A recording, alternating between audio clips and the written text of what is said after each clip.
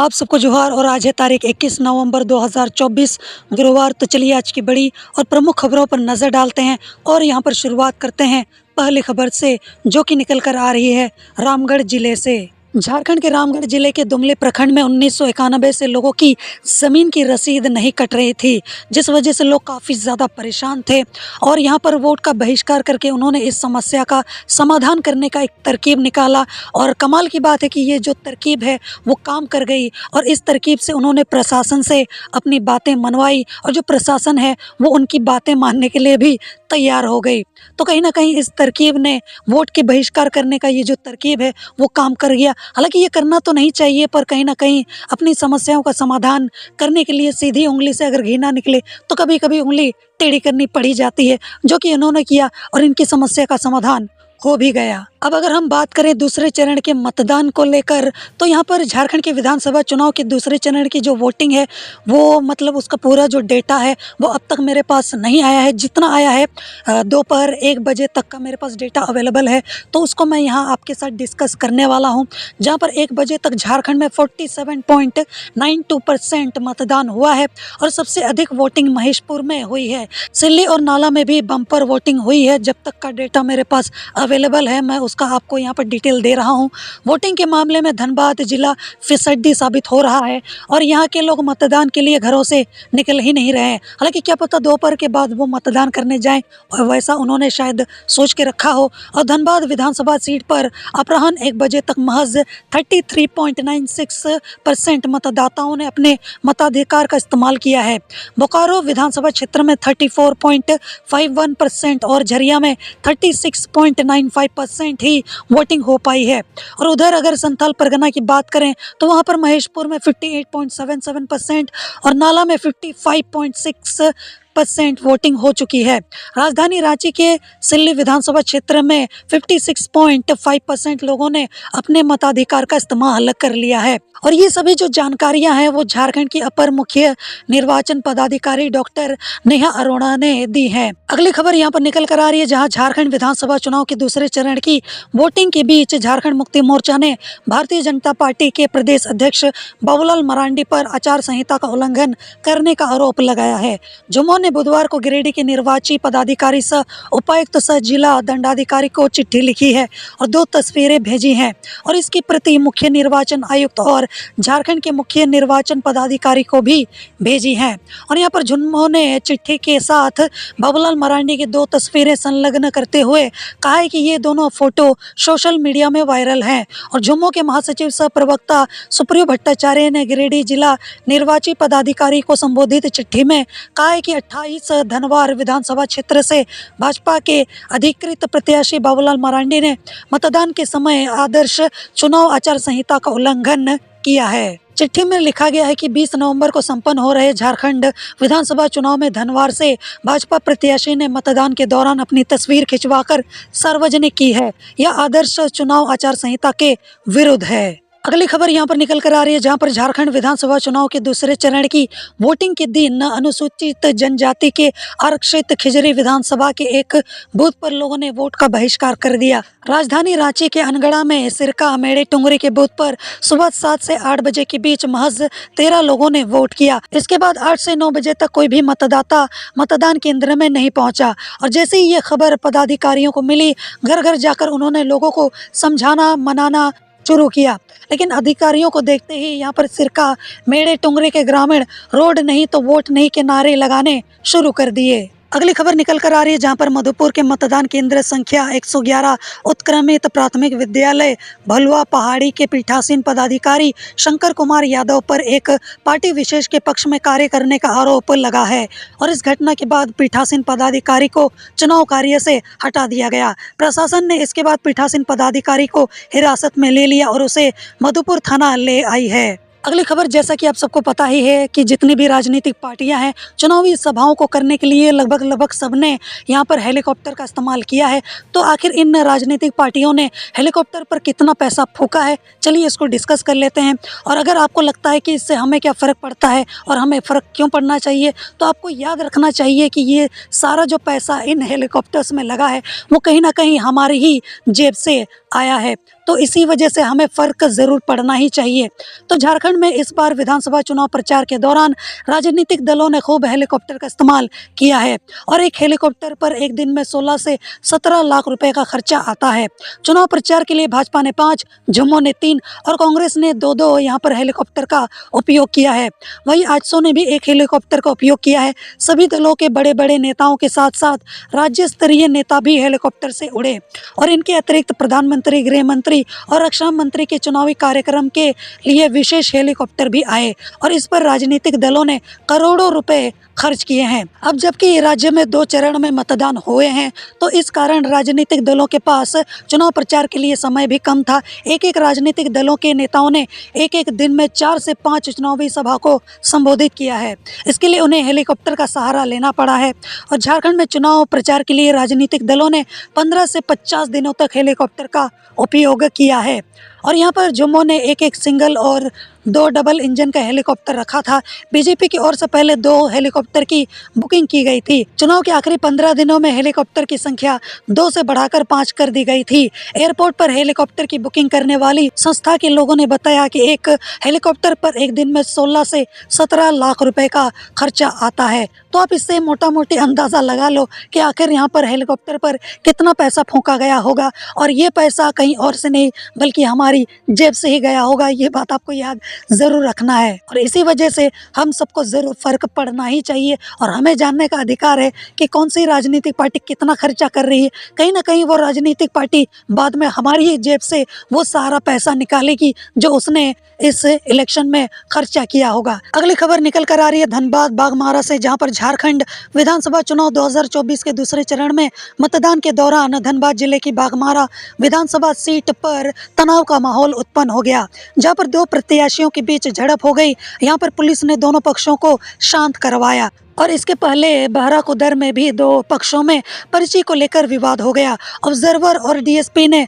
हंगामा कर रहे राजनीतिक दलों के समर्थकों को खदेड़ दिया। दरअसल बाघमारा विधानसभा क्षेत्र से बुधवार को वोटिंग के दौरान निर्दलीय प्रत्याशी रोहित यादव के समर्थक पर्ची बांट रहे थे और उनकी पर्ची पर उम्मीदवार का फोटो छपा था। भारतीय जनता पार्टी के समर्थकों ने इसका विरोध किया और भाजपा समर्थकों ने रोहित यादव की पर्ची को जला दिया और इस वजह से स्थिति कुछ देर तक तनावपूर्ण हो गई। हालांकि पुलिस ने यहाँ पर स्थिति को संभाल लिया। अगली खबर निकल कर आ रही है जहां पर लातेहार के हरहंज थाना क्षेत्र के लात जंगल के पास मंगलवार रात को उग्रवादियों ने डीवीसी द्वारा संचालित तुबेद कोल माइन से यहां पर कोयला ले जा रहे 5 हाइवा को आग के हवाले कर दिया। डीपीसी झारखंड प्रस्तुत कमेटी नामक उग्रवादी संगठन ने पर्चा छोड़कर घटना की जिम्मेदारी ली है और उग्रवादियों ने इस दौरान दहशत फैलाने के लिए 15 से 20 राउंड फायरिंग भी की है। अगली खबर निकल कर आ रही है जहां पर चुनाव आयोग ने राज्य के दूसरे चरण के मतदान के लिए घोषित साइलेंट पीरियड में प्रेस कॉन्फ्रेंस करने पर भाजपा और झुम्मो से स्पष्टीकरण मांगा है। दोनों ही दलों ने मंगलवार को प्रेस कॉन्फ्रेंस किया था। चलिए यहां पर डिटेल में जान लेते हैं कि खबर क्या है। तो झारखंड के मुख्य निर्वाचन पदाधिकारी के रवि कुमार ने रांची के डीसी और एसएसपी को पत्र लिखकर भाजपा और झुम्मो द्वारा किए गए प्रेस कॉन्फ्रेंस से संबंधित वीडियो क्लिप भेजा है और यहाँ पर के रवि कुमार ने कहा है कि 20 नवंबर को राज्य में द्वितीय चरण का मतदान होना है और यहाँ पर चुनाव के लिए लागू साइलेंट पीरियड में भाजपा और झुम्मो द्वारा प्रेस कॉन्फ्रेंस किया जाना आदर्श आचार संहिता के प्रतिकूल है, जो कि बिल्कुल भी किया नहीं जाना चाहिए था। दोनों के द्वारा प्रेस कॉन्फ्रेंस किस परिस्थिति में आयोजित की गई और इसके लिए अनुमति किन पदाधिकारियों ने दी है। डीसी और एसपी को यहाँ पर कहा गया है कि जांच के बाद इसके लिए जिम्मेवार पदाधिकारियों से स्पष्टीकरण करते हुए नियमानुसार कार्रवाई कर बुधवार की सुबह 11 बजे तक आयोग को रिपोर्ट करें। अब देखते हैं कि इसको लेकर क्या कार्रवाई की जाती है। अगली खबर निकल कर आ रही है धनबाद से, जहां पर विधानसभा चुनाव के कारण सड़क पर यात्री और माल वाहकों की कमी हो गई है और इस वजह से दूर दराज के इलाकों से सब्जी लेकर धनबाद में बेचने वाले लोगों को काफ़ी परेशानी हुई और वाहन नहीं मिलने के कारण किसी का बेटा बाइक से सब्जी लेकर मंडी पहुंचा तो कई महिलाएं टोटो रिजर्व कर सब्जी बेचने आईं। अब इससे हम आम जनता को क्या फ़र्क पड़ना चाहिए, तो देखिए अब उनको ज़्यादा पैसे देने पड़े हैं जिसकी वजह से उनका खर्चा बढ़ गया है, तो वो भी उसको निकालने के लिए सब्जियों की जो कीमत है वो उसको बढ़ा देंगे और जिस वजह से उसका भुगतान हम आम जनता को ज़्यादा पैसे देकर और सब्जियां खरीद कर चुकानी पड़ेंगी। अगली खबर निकल कर आ रही है धनबाद से, जहां पर गोल्फ ग्राउंड में टुंडी के पोखरिया निवासी वाहन चालक नरेंद्र हंसदा की तबीयत बिगड़ गई और इसके बाद वहां मौजूद अन्य चालकों ने अव्यवस्था को लेकर हंगामा किया। दरअसल विधानसभा चुनाव को लेकर जिला प्रशासन ने गोल्फ ग्राउंड में बस छोटे वाहनों को रखने की व्यवस्था की है और यहाँ बस समेत अन्य वाहनों के चालकों ने कहा है कि 4 दिन से पैसा नहीं दिया जा रहा है और खाने पीने और शौचालय के लिए भी कोई व्यवस्था नहीं है। मंगलवार को भूख के कारण वाहन चालक नरेंद्र हंसदा बेहोश होकर गिर पड़े और इसे देखते ही वाहन चालकों ने हंगामा करना शुरू कर दिया। बाद में यहाँ पर चालकों ने गेट भी जाम कर दिया और इसके बाद उन्हें पैसा मिलना शुरू हुआ।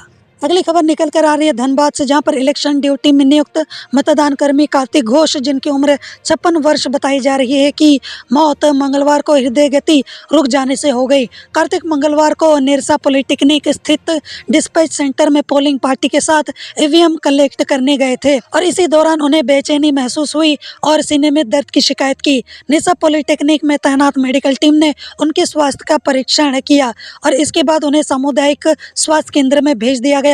CNMMCH मेडिकल कॉलेज और अस्पताल लाने के क्रम में उनकी मौत हो गई। अगली खबर निकल कर आ रही है, जहां पर दुमका FST टीम ने भारतीय जनता पार्टी के दुमका चुनाव प्रभारी सत्येंद्र सिंह की गाड़ी से 4,61,000 रुपए नकद बरामद किया है। धनबाद के भाजपा नेता श्री सिंह को पूछताछ के लिए नगर थाना लाया गया, जहां पूछताछ के बाद वाहन चालक और सत्येंद्र सिंह को PR बॉन्ड पर छोड़ दिया गया। जानकारी के अनुसार भारतीय जनता पार्टी के दुमका विधानसभा चुनाव प्रभारी सत्येंद्र सिंह दुमका के अग्रसेन भवन में रुके हुए थे।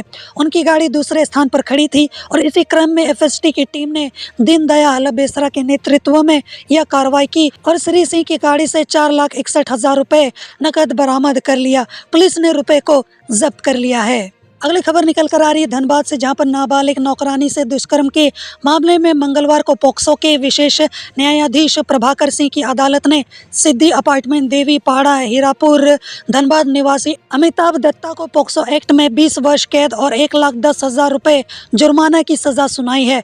18 नवंबर को अदालत ने उसे दोषी करार देते हुए न्यायिक हिरासत में जेल भेज दिया था। अदालत ने सजा के बिंदु पर सुनवाई करने के लिए 19 नवंबर की तारीख निर्धारित की थी और 1 दिसंबर 2021 को पीड़िता ने अमिताभ दत्ता के खिलाफ बैंक मोड़ थाना में प्राथमिकी दर्ज कराई थी और इसके मुताबिक वर्ष 2016 में आरोपी ने यहां पर अपने घर का काम करने के लिए नाबालिग को उसकी मां से कहकर लाया था कि वह उसे काम के बाद पढ़ाएगा और उसे अच्छे घर में शादी भी करा देगा।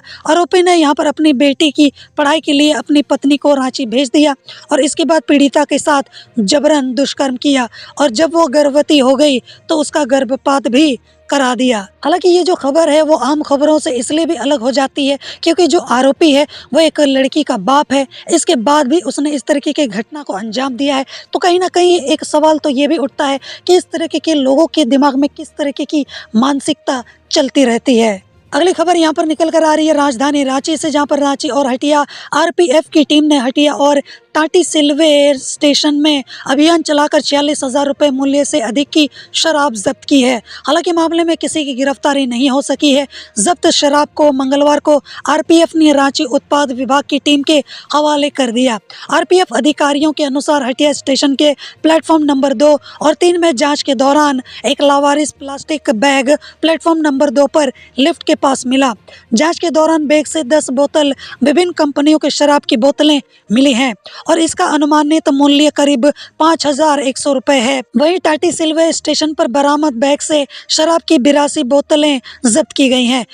यहाँ पर शराब की बोतलों की कुल कीमत 41,420 रुपए बताई जा रही है। RPF के अधिकारियों के अनुसार ऑपरेशन सतर्क के तहत लगातार अभियान चलाकर नशे के कारोबारी और शराब तस्करों के खिलाफ कार्रवाई की जा रही है। अगली खबर निकल कर आ रही है, जहां पर हिंदपीढ़ी थाना की पुलिस ने सोनू इमरोज की हत्या और आर्म्स एक्ट के केस में फरार DC गुड्डू उर्फ मोहम्मद इमरान को मंगलवार को न्यायिक हिरासत में जेल भेज दिया। आरोपी इजाम नगर छोटा तालाब के समीप का रहने वाला है।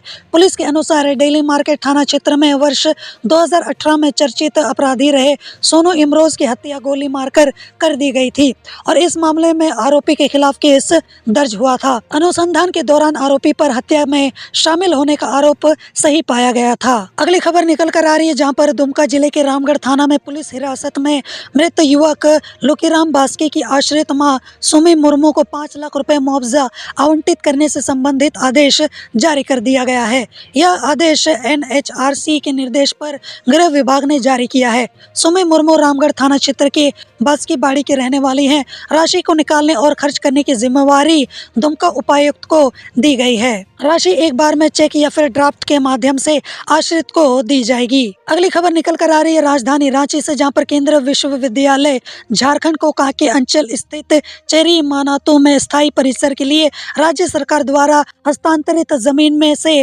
59.97 एकड़ भूमि पर माफिया यानी कि भूमाफियों ने कब्जा कर लिया है। उक्त जमीन पर भूमाफिया अवैध भवन सहित चौड़ी सड़क का निर्माण भी करा रहे हैं। अब देखते हैं कि इसको लेकर जो प्रशासन है वो आगे क्या कार्रवाई करेगी या फिर नहीं भी कर सकती है। वो भी तब जब वो एक दूसरे से क्या पता मिले हुए हों, अगर नहीं तो शायद कार्रवाई तो होकर ही रहेगी। अगली खबर निकल कर आ रही है, जहां पर ऊर्जा विकास निगम के 109 करोड़ रुपए की अवैध निकासी मामले की यहां पर SIT जांच कर रही है। और अब तक की जांच में यह पता चला है कि घोटाले का मास्टरमाइंड कोलकाता का रहने वाला है। उसने अपने गुर्गों बैंक कर्मियों और कुछ सरकारी कर्मियों की मदद से घोटाले को अंजाम दिया है। और यह भी पता चला है कि 109 करोड़ की अवैध निकासी के लिए 909 खातों का इस्तेमाल किया गया है और इसमें 35 शेल अकाउंट भी शामिल हैं।